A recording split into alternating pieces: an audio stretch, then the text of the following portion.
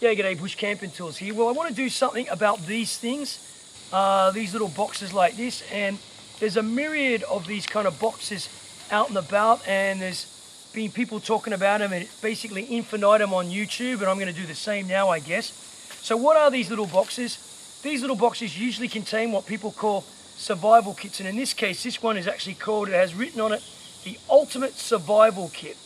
Now, I'm going to tell you why now. In my opinion, these things, you've got to be, of course, very, very cautious of them. And this warning goes out to, or advice goes out to beginners that are thinking of buying these things and taking them out with them and relying on this, that in the event of an emergency, and actually even if you're not a beginner as such, relying on these things too much. And I'm going to say now why I don't think they're any good. Okay, so check this out.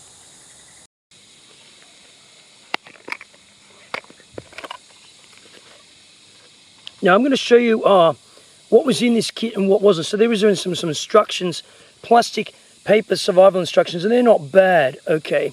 They're not bad, but this wasn't in the kit. And I'm just going to put these things over here and then talk about what wasn't in the kit. That was in the kit. These sinkers and fishing line and fish hooks, etc.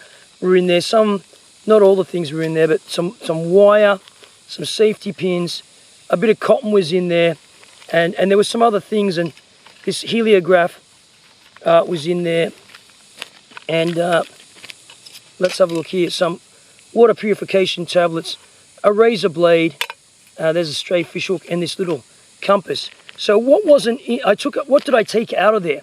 Okay, so what was in the kit that I took out of there, which I think is a waste of time, and it's really for armchair survivalists in practical, real sense terms, and that was there was a condom in the kit. Now, you know, people are advocating using condoms for carrying water. This is just, in practical sense and terms, this is not a practical thing. They're too easily damaged. We all know what condoms are used for. They're really not used for survival things. There's many other ways to think around that, to collect water and hold on to water other than using a condom. These things that were in their water purification tablets in some kit, they can be good. Keep an eye on expiry dates. These things do not work once they're past their expiry date, and you can see the expiry date on this is the 10th, 2018. So this has got about a year left to go on it before they will be next to useless. Heliograph, okay, this thing is fine in there. Candle, fine, okay. Cotton wool, no, you can find other things to combust with. It's not worth taking up space having a bit of cotton wool. Wire for snares. This is great only, and I say only if there is someone other than yourself that knows how to reliably construct animal catching snares with this wire, okay? Because if you don't, it's a waste of time. Fish hooks and fishing line. Most of these things, okay, the fish hooks aren't bad in size. Sinkers, that's important. The amount of fishing line in there is next to useless. You've got to have a lot. I would suggest having at least 10 meters of fishing line. Okay, if you're serious about it, at least 10 meters, 10-pound breaking strength. That's about 5 kilos breaking strength. Okay, so what else did I put in the pack?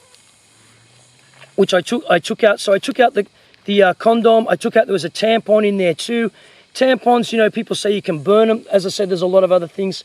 They're just gimmicky things. But what people are not talking about, and I'll just put this to the side for a minute here, the really important things, in my opinion, for when you're going out into the wilds is having a reliable first aid. And that means, for a start, things you can sterilize things with. These are medi swabs. There's all kinds, which are ethanol or isopropyl alcohol, 70%. And what's more important too is having some source of iodine on here. These are iodine wipes, and these are going to stop you getting an infection should you injure yourself in such a way. And an infection can get you killed, right?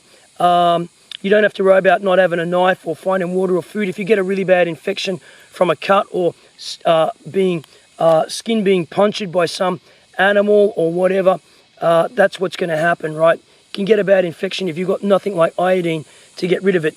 Okay, so the other thing which you can take, and of course this is starting to go beyond first aid, where we've got some medications in our little survival kit, if you like, to take along. So I've just shown you that These are iodine-based wipes, okay?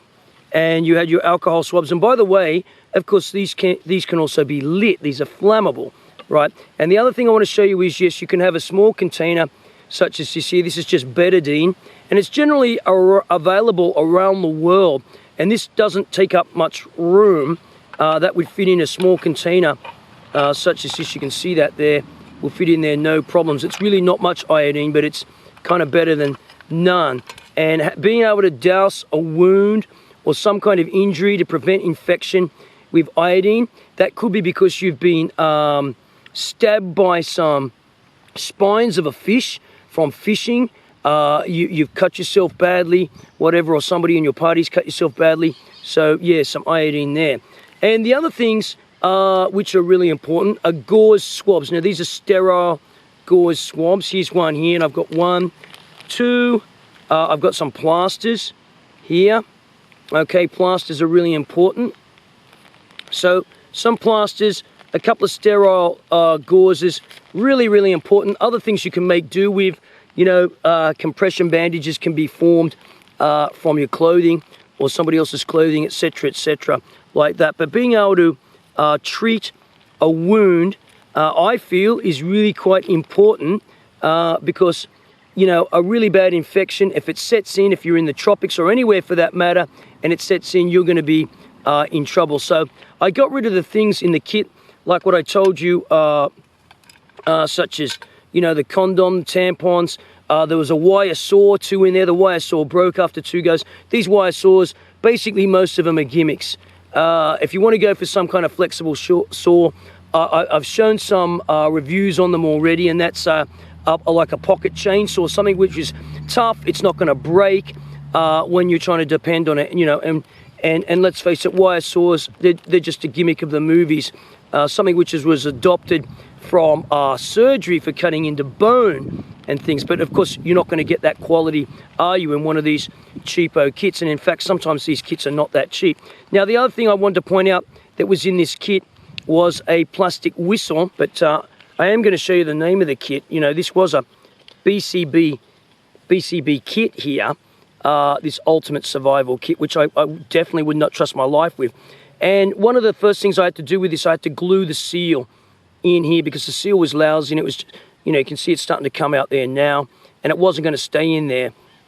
And sure, you may not want the seal in there if you want to use this as a lid to cook something, otherwise it would melt, but I certainly don't want the seal coming out, you know, at the drop of a hat. That was no good. So there was a plastic whistle in this kit. Let's just put everything back in here so you can see it. There was a plastic whistle in there, and the whistle fell apart, a small component. There were 2 pieces. I didn't like that. That's a good way to choke to death by your own survival kit on a small part. Yeah, so that was not too bright, that, and I didn't like it. And there was also a fire steel. The fire steel broke straight away. So basically, my advice is whatever you take in your survival kits, if you have to have one, do make sure that you know how to use everything in there. Do make sure that things like, you know, water purification tablets have not gone out of date if you're going to be relying on those. Do make sure that you've got a useful amount of fishing line in there if you're going to take fishing line, useful size hooks. You know, 10 feet or so of fishing line is a complete waste of time. There is a pencil, as I said, heliograph, great to signal with. You've got to have some swabs, definitely, bandages, sterile swabs, and some iodine. I recommend, you know, if you don't take anything, you know, so we'll take out the iodine because it wasn't in there. I just brought it to show you. But if you take anything, you know, iodine is, you know, absolutely, totally useful in a so-called survival kit. And as I said, it's kind of this survival kit here, just as an illustration, it's gone beyond first aid because it's got some medications in there and that. But anyway, that's all I was trying to illustrate with that. So thanks for watching.